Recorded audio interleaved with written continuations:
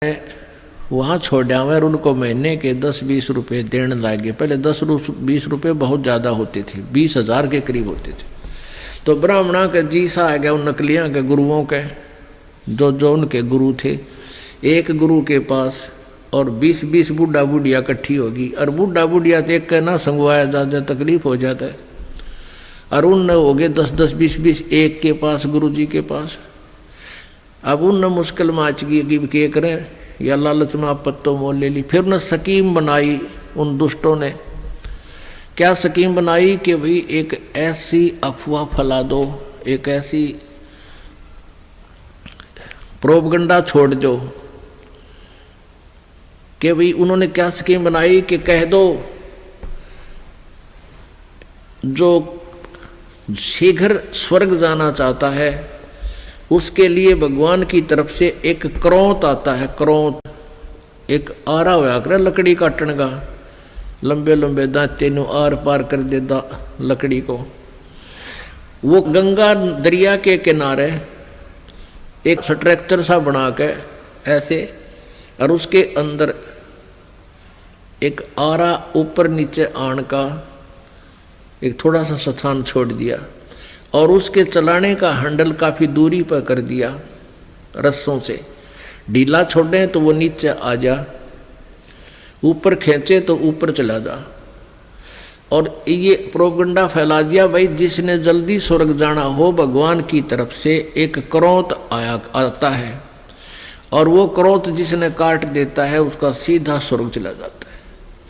अब परमात्मा पाने के लिए उन बूढ़ा बूढ़िया ने सोची हमने मृत्यु तो होनी है और बुढ़ापे में दुखी हो रहे हैं, और क्यों ना क्रोंत ले ले। उसकी एक्स्ट्रा फीस रख दी, एक्स्ट्रा चार्ज कर दिया 100 रुपये 50 रुपये। अब उन बूढ़ों ने बुजुर्गों ने अपने बच्चों से कहा कि बेटा हम भी तंग आ गए हैं इस शरीर से, और गुरुजी बता रहे हैं कि भगवान की तरफ से क्रोंत आने लग गया है, और जो उस क्रोंत में अपनी गर्दन हलाल कटवा लेता है वो शीघ्र स्वर्ग चला जाता है। बेटा 50 रुपये फीस लगती है, आप देख लो। अब बच्चा ने सोची माँ बाप की इच्छा है तो ठीक है माता पिताजी, ये 50 रुपये गुरु जी को दे दिए जी, हमारे पिताजी को स्वर्ग भेज दो। अब वो लागे कसाई वाला कर्म करने, वहाँ नीचे गर्दन रखवावें और ऊपर तय क्रोंत आवर उन्हें काट दे।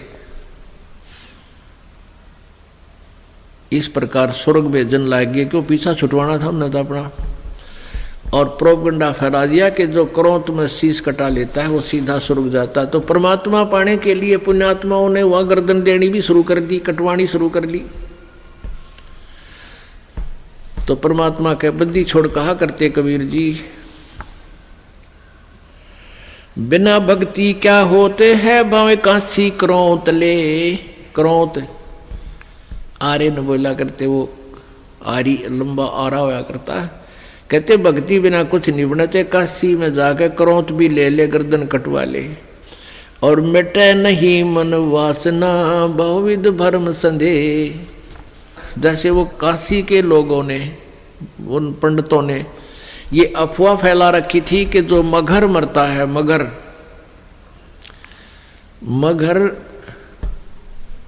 गोरखपुर से 25 किलोमीटर की दूरी पर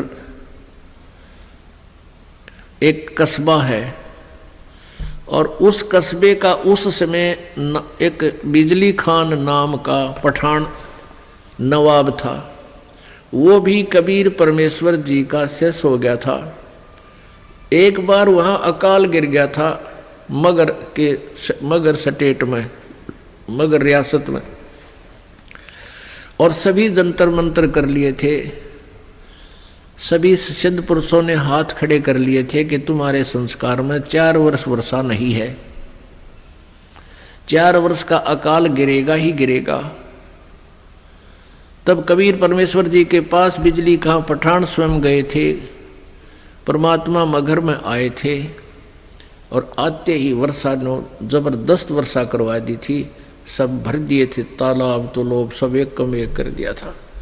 उसके बाद उस मगर स्टेट, मगर रियासत के यानी मगर कस्बे के सभी व्यक्तियों ने परमेश्वर कबीर जी से उपदेश ले लिया था हिंदू और मुसलमानों ने। उस मगहर के अंदर आधे मुसलमान थे, आधे लगभग हिंदू थे, और सभी ने, क्योंकि मरता के नहीं करता, फिर ज्ञान समझ में आ गया। तो मगहर रियासत का जो नवाब था वो बिजली खां पठान भी कबीर परमेश्वर जी का शिष्य था। उधर से काशी नरेश वीरदेव सिंह बघेल, वो भी कबीर परमेश्वर जी की भक्ति और ज्ञान और शक्ति से परिचित होकर के उपदेशी कबीर जी के शिष्य थे। तो कबीर परमेश्वर जी ने कहा कि भाई धरती का भरोसा नहीं रहना चाहिए। तुम कोई तो कहते हो मथुरा में मोक्ष होगा, नहीं। परमात्मा कहते हैं मुक्ति खेत मथुरा परी और किन्या कृष्ण कलोल और कंस के सी चाणोर से वहाँ फिरते डामाडोल। तुम्हारी बात बड़ी कर दें, तुम मथुरा को एक मुक्ति क्षेत्र मानते हो, मोक्ष क्षेत्र। अरे उसमें कृष्ण जी ने तो वहाँ नरी मौज मचाई, जैसे मठ गोपियों के साथ बकवाद करी, और उस मोक्ष तुम मानते हो मोक्ष स्थान ही है वो। तो उस मोक्ष स्थान पर कंस केसी और चाणूर जैसे का बक्कल उतरा, उन बकवाद प्राप्त हुई, उनका मोक्ष ना होया। तो कहने का भाव ये था कि भक्ति जो यथार्थ भक्ति है, उस भक्ति के करने से मोक्ष होगा और मर्यादा में रहते हैं। तो कबीर परमेश्वर ने उन ब्राह्मणों से कहा कि तुम मूर्ख बना रहे हो भोली जनता को, मैं मगहर में शरीर छोड़ूंगा और मैं स्वर्ग से भी आगे सतलोक में जाऊंगा। अब इस बात में ब्राह्मण मानने क्यों कर, क्योंकि सारी जनता में ढंडोरा पीट रखा कि वहां मरनिया तो गधा बनेगा, नरक जाएगा। तो परमात्मा वहां से चल पड़े। 120 वर्ष की का शरीर था कबीर परमेश्वर जी, दिखा रहे थे अपना। वैसे उनका शरीर की कोई आयु नहीं है, परमात्मा की कोई आयु नहीं होती। उन्होंने एक लीला में शरीर दिखाया था, एक जनसाधारण की तरह एक जीवन जीकर अपने हाथों से कर्म करके अपना निर्वाह करके दिखाते हैं, एक लीला करते हैं। वो प्रत्येक युग में आते हैं। 120 वर्ष की आयु शरीर की दिखा रहे, ऐसे महसूस हो रही थी, और काशी से पैदल चल पड़े। उनके साथ वीरदेव सिंह बघेल काशी नरेश भी अपनी सेना लेकर चल पड़ा, और काशी के बहुत से व्यक्ति दर्शनार्थ चल पड़े। और काशी के वो विद्वान पंडित मंडलेश्वर भी अपने पोथी बही लेकर के चल पड़े, पत्रे वत्रे और ज्योतिष जातस सारी शोधन खातर वो भी चल पड़े। वीरदेव सिंह बघेल सेना इसलिए लेकर चला था कि मैं गुरुदेव जी के शरीर को यहाँ लाऊंगा जब ये शरीर छोड़ देंगे, और हिंदू रीति से इनका अंतिम संस्कार करेंगे। हम मुसलमानों के हाथ अपने गुरु जी के शव को नहीं जाने देंगे। अब बिजली खां पठान मुसलमान को जब ये पता चला कि गुरुदेव यहाँ आ रहे हैं, और काफी व्यक्ति भी दर्शनार आ रहे हैं, और गुरुजी यहाँ पर अपना जीवन लीला अंत करेंगे, और वीरदेव सिंह काशी नरेश हिंदू के इरादे से भी परिचित हुए कि वो शरीर को लेकर जाएंगे। तो बिजली खां पठान ने भी अपने मुसलमानों से सलाह की। तो मुसलमानों ने कहा कि हम अपने गुरुदेव के, अपने पीर के शरीर को हिंदुओं को नहीं देंगे, हम मुसलमान रीति से अंतिम संस्कार करेंगे, और यदि ये नहीं मानेंगे तो आपस में युद्ध भी करके प्राप्त करेंगे। जब परमेश्वर कबीर जी वहाँ पहुँचे तीसरे दिन पैदल चल के, क्योंकि बनारस से काशी से मगहर लगभग 200 किलोमीटर के आसपास है। तो बिजली खां पठान से ने प्रणाम किया, कहो गुरुदेव। परमात्मा ने अपना कारण बताया वहाँ पहुँचने का, और कहा कि बिजली खां मैं स्नान करूँगा, पानी की व्यवस्था, जल की व्यवस्था करो। बिजली खां पठान ने कहा गुरुदेव जल ला रखा आपके लिए, शुद्ध जल स्नान के लिए। परमेश्वर ने कहा कि कबीर जी ने कहा कि मैं बहते पानी में दरिया में स्नान करूंगा। अब बिजली खां पठान ने कहा कि यहाँ एक दरिया बहती थी, आमी नदी, लेकिन वो भगवान शंकर ने श्राप दे रखा है, उसका पानी खत्म हो गया, वह सूखी पड़ी है। परमेश्वर जी ने कहा कि चलो दिखाओ मुझे कहाँ है वो आमी नदी। जहाँ परमेश्वर खड़े थे वहाँ थोड़ी सी दूरी पर, 2-3 एकड़ की दूरी पर, 600 फुट की दूरी पर वो दरिया सूखी पड़ी थी।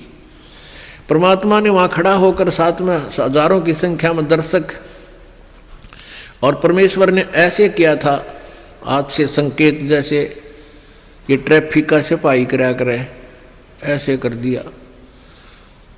क्या देखते हैं कि थोड़ी सी दूरी पर एक बहुत बड़ा धमाका हुआ और एकदम पानी से भरकर नीचे से पानी इतना जोर से निकला और पूरी दरिया भरकर चल पड़ी। बोलो सतगुरुदेव।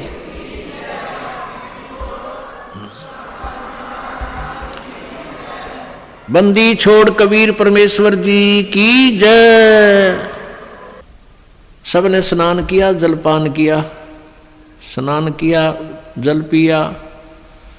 फिर परमेश्वर जी ने कहा कि भाई 1-2 चद्दर लाओ, एक नीचे बिछाऊंगा, एक ऊपर ओढ़ कर लेटूंगा। फिर परमेश्वर ने पूछा कि भाई बिजली खां पठान तुम सेना किस लिए लाए हो, वीर देव सिंह बघेल तुम सेना किस लिए लाए हो। दोनों ने नीचे गर्दन कर ली, आज सामने सामने खड़े थे। दूसरे हिंदू और मुसलमान कहने लगे, हिंदू कहने लगे कि हम आप जी के शरीर को इन मुसलमान काफरों के हाथ नहीं लगने देंगे, हम आपके शरीर का अंतिम संस्कार हिंदू रीति से करेंगे। मुसलमान कहने लगे हम इन हिंदू काफरों के हाथ आपका शरीर नहीं लगने देंगे, हम आपके शरीर का अंतिम संस्कार अपने हिसाब से करेंगे, और यदि ऐसा नहीं हुआ तो हम युद्ध करके शरीर प्राप्त करेंगे। अब परमेश्वर ने कहा रे बोले आदमियों, निकम्यों, 120 वर्ष हो गए मैंने तुम्हें शिक्षा देते ने, आज तक तुम मेरे शिक्षाओं का इतना ही पालन कर पाए हो। आज भी तुम हिंदू और मुसलमान 2 बने खड़े हो। खबरदार दे तुमने झगड़ा किया तो मेरे से बुरा नहीं होगा। और सुन लो, इसके अंदर मेरा शरीर नहीं मिलेगा तुम्हें। लेकिन यह जच्चा ना थी उनके। फिर भी अगर तुमने झगड़ा नहीं करना है, एक चदर तुम ले लेना, एक मुसलमान ले लेंगे, एक हिंदू ले लेंगे, और चदरों के बीच में जो भी वस्तु मिले आधी आधी बांट लेना। तुम लड़ियो ना भाई, ना तो विनाश हो जाएगा, गृह युद्ध शुरू हो जाएगा, आपसी जुल्म हो जाएगा, महाभारत से भयंकर युद्ध हो जाएगा। लेकिन उनके मन में न्यू थी कि एक बार गुरुजी शरीर छोड़ दे फिर तुम आप देख लेंगे। हाँ, फिर हम न मानना किससे कि नहीं, अपने हिसाब तक कराएंगे हम। अब परमात्मा ने ऐसा ही किया, शरीर तो उनका साथ ही गया था, छोड़ा नहीं था। लेकिन क्या हुआ, जितने सबके समान था, सब जैसे चादर ओढ़ी थी ऊपर के और शरीर के ओढ़ा हुआ जैसे महसूस होता, इतने ही शरीर के आकार के फूल बन गए, सुगंधित फूल। और परमात्मा आकाश में जाकर आकाशवाणी की कि भी देख लो ब्राह्मणों, देखो मैं जा रहा हूं सतलोक को। जब आकाश में देखा तो परमात्मा का नूरी शरीर तेजों में शरीर हो गया और ऊपर आकाश को जा रहे हैं, और ये आकाशवाणी करते जा रहे हैं और कहते हैं उठा लो पर्दा, इसमें नहीं है मुर्दा। चद्दर उठा के देखा, उसमें सुगंधित फूल पाए। हिंदू और मुसलमान कहाँ तो कत्लेआम करने को तैयार थे एक दूसरे के। बिजली खां पठान और वीर देव सिंह बघेल हिंदू राजा आपस में एक दूसरे की ऐसे प्यार से शरीर के ऐसे एक दूसरे से चिपक गए, सीने से सीने का लगाया। आपस में सब हिंदू मुसलमान एक दूसरे से सीने से लगकर ऐसे रो रहे हैं जैसे छोटे छोटे बच्चों की माँ मर जाती है, पिता मर जाता है, और रो रहे हैं और कह रहे हैं हम कति मूर्ख थे, हमने पहचाना नहीं, वो अल्लाह थे, खुदा थे, वो परमात्मा आए हुए थे। अपने आत्माओं,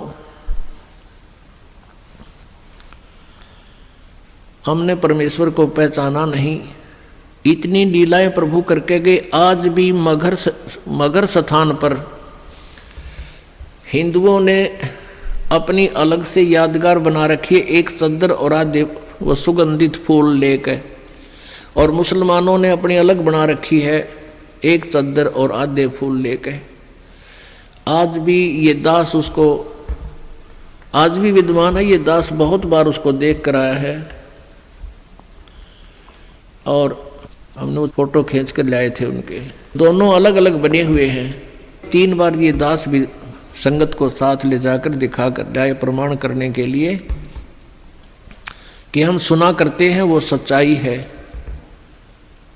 तो पुण्यात्माओं, उन्हीं में से कुछ फूल अकेले ला करके बनारस में, काशी में भी एक चौरा बना दिया बिजली खां पठान ने, और वहाँ दोनों यादगार अलग अलग हिंदू और मुसलमानों की आज भी हैं, और उनका कोई आपस में मनमुटाव नहीं है। वो अपने हिसाब से कर रहे हैं, वो अपने हिसाब से कर रहे हैं। कति बीच में दीवार भी नहीं है, एक ग्रिल ला रखी है बीच में पार्टीशन के लिए, जैसे ये ग्रिल लगी हुई न, और आपस में बीच में एक सामूहिक गेट भी है।